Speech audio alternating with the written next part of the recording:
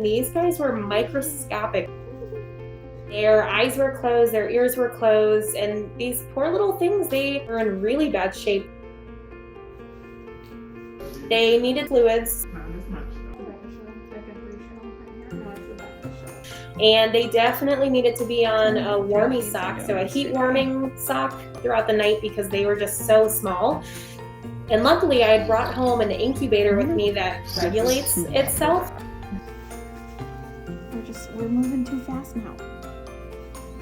I mean, we were raising these babies from a week old at most. So they had to stay with us for a substantial amount of time.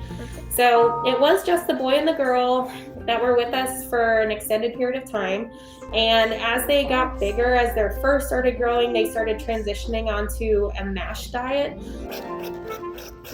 When they are basically set around this bowl of mash and they can mash their faces into it and their little paws, and they'll start getting aggressive with each other, who gets the best bites. They'll start snarling at each other and stomping their little feet. It's absolutely adorable. It is like a giant party, so you don't know if they ate the food or if they played with the food.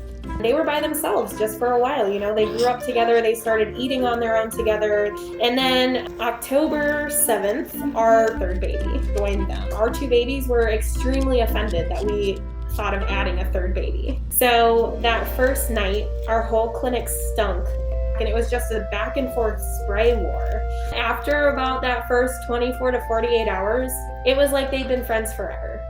We grew kind of at an astronomical rate. We don't move them outside until they would be able to be outside with their fur coats fully warm, even when it's really cold outside. We had trees, we had miniature forts that had palm fronds and greens, and we even had a whole pool area that had leaf litter and just piles of debris, and that kind of started the whole transition to adulthood. Really incredibly, they picked up on everything so fast and they transitioned away from humans so quickly that we truly could not have kept them here any longer to teach them anything. A successful release doesn't come from just getting the animal out the door.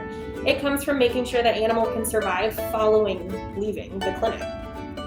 Once they came out, it was amazing. They just knew exactly what they were supposed to do. They just started rooting through the grasses that were there, and they started rooting through the palmettos that were there, and they were finding food and munching away, and honestly, we stood there kind of in awe of these animals that we raised and are completely wild, which is amazing.